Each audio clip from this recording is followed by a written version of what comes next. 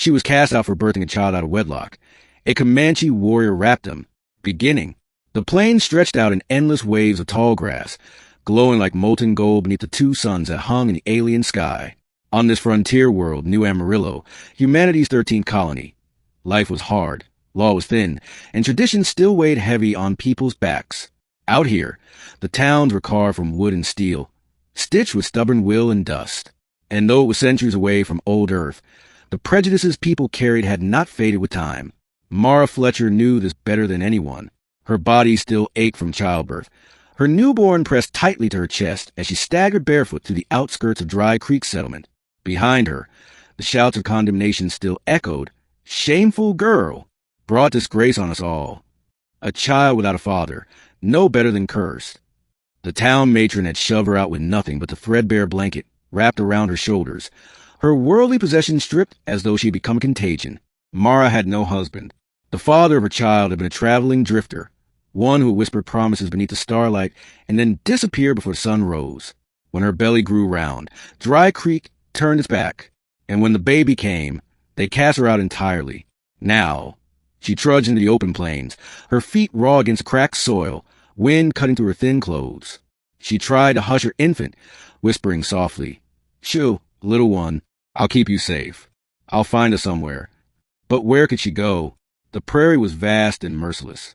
Bandits prowled, outlaws hiding in broken canyons. Worse still were the raiders, ferocious Comanche-descendant warriors. People who had lived here long before settlers arrived from Earth, adapting themselves to the alien terrain better than anyone. To the townsfolk, there were demons of the plains, savage horsemen who struck from nowhere and vanished into the wild. Mara collapsed against a dying mesquite tree, the child's tiny cries weak against her breast. Her vision swam with heat and exhaustion. She thought perhaps she would die there, forgotten, unwanted, her child doomed beside her. But death did not come. Instead, shadows fell across her body. She blinked, and before her stood a towering rider astride a six-legged prairie horse, its hide marked with glowing stripes of bioluminescence. The rider's long black hair whipped in the wind, his face painted with ochre and cobalt pigments. A warrior. Her heart stopped. The Comanche had found her. Middle. The warrior dismounted, boots hitting the ground with the heaviness of someone deeply rooted to the land. He said nothing at first, crouching near her as his dark eyes studied her and the bundle in her arms. Mara tried to speak, but her lips trembled too much. Finally, in a voice like distant thunder, he said, "You walk with death at your heels." "Why?" Mara swallowed, holding her child tighter. "They cast me out. Because of her. Because I had no husband." The warrior's eyes softened for a fraction of a second before becoming unreadable again. He reached to his belt, drawing not a weapon but a skin of water. Silently, he handed it to her. Mara hesitated. To accept meant trust. But her baby stirred, whimpering. She drank greedily, the liquid cool and sweet, before touching a few drops to her child's lips. The warrior nodded once. Then, with a single motion, he unclasped a heavy, fur-lined mantle draped across his shoulders and wrapped it around both mother and child. Warmth enveloped them instantly. "I am Tahu," he said at last. "My people do not leave women and children for the sun to take." Mara whispered, "Why help me? Your people hate mine." Tahu's mouth curved in the faintest hint of bitterness. "Not all of us hate. Some remember what it is to be cast out." He offered her his hand, rough and scarred. "Come. You will not live to see another sunrise if you stay here." Mara's fear battled her desperation. The settlers had always told stories. Comanche warriors stole women, raised half-blood children, waged endless war. But as she looked up into Tahu's eyes, she saw not cruelty but steadiness, honor. She took his hand. They rode together across the plains, Tahu keeping her balance in the saddle as a great beast beneath them thundered across the land. Mara clutched her child, staring at the horizon where alien mesas glowed faintly beneath the light of the twin suns. For days, he led her through wilderness that settlers never dared tread, across rivers whose waters glimmered with phosphorescent algae, through canyons where carved rock told the history of his people in pictographs older than the colony itself. At night, they camped beneath the starlit dome. Tahu gathered firewood, roasted prairie hare, and spoke little. Yet in the silences, Mara felt a strange safety, something she had not felt even in her old town. She told him her name. She told him how Dry Creek had mocked her swollen belly, how no one had even helped deliver her baby, how she had been forced to bring her daughter into the world alone in a drafty barn. Tahu listened without interruption. When her voice cracked, he laid another log on the fire and said only, "Your strength is greater than theirs." The baby, who Mara named Elia, grew calmer in his presence. When she fussed, Tahu would hum low, melodic notes that seemed to vibrate with the earth itself. Elia would settle, eyes wide as if recognizing an ancient song.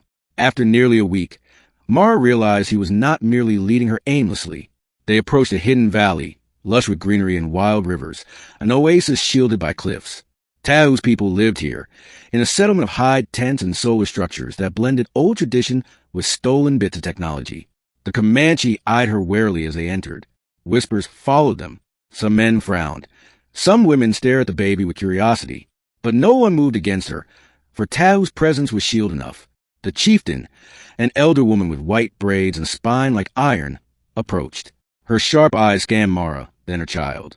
Finally, she looked at Tahu. "You bring us a settler's woman, with a child not of our blood."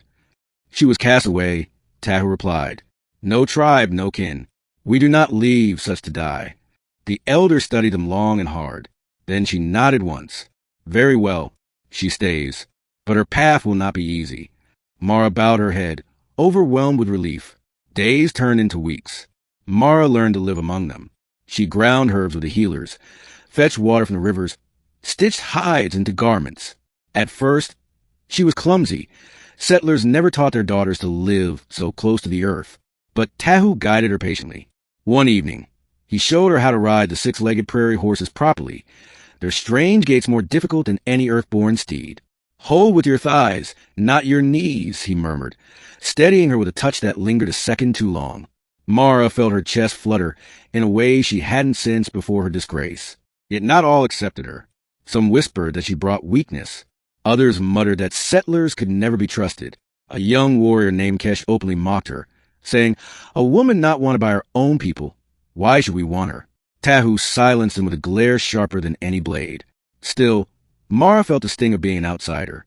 But every time Elia laughed, every time she felt the warmth of Tahu's mantle around her shoulders, she remembered why she endured.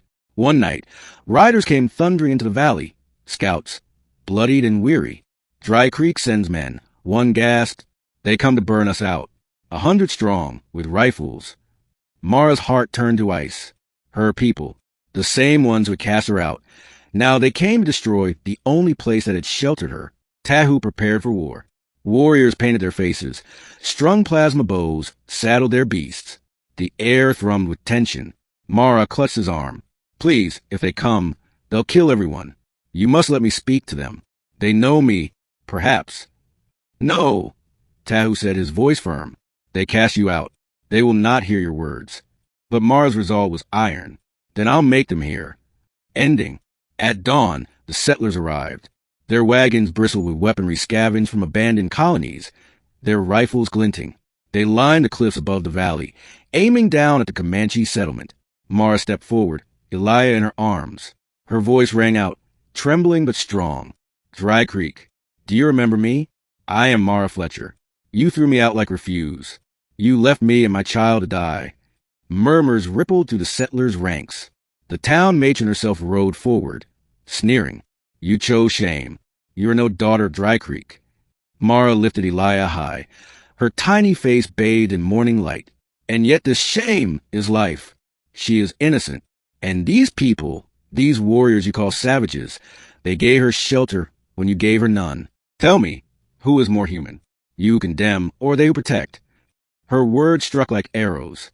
Some settlers lowered their rifles, shame flickering across their faces. Others shifted uneasily. But the matron snarled, "Silence her. Fire." Before the order could finish, Tahu rode forward, his horse rearing with a shriek.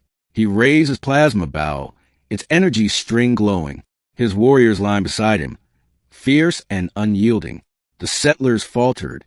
Their courage, built on prejudice, crumbled when faced with unbroken unity. One by one, they lowered their rifles. The matron's command withered in the wind. Slowly, the settlers turned their wagons and retreated, shame shadowing their departure.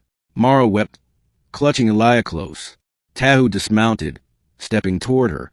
His eyes burned not with rage but with quiet pride. "Your voice turned them away. Not mine, not my warriors. Yours." Mara met his gaze, tears streaking her cheeks. You gave me the strength to speak. In the silence that followed, he reached out, brushing a calloused thumb across Elias' small hand. Then his fingers found Mara's, intertwining. You are not cast out anymore, he said. Not while I live. Mara leaned into him, the weight of exile finally lifting. The valley behind them breathed with life, with a future she had never dared imagine.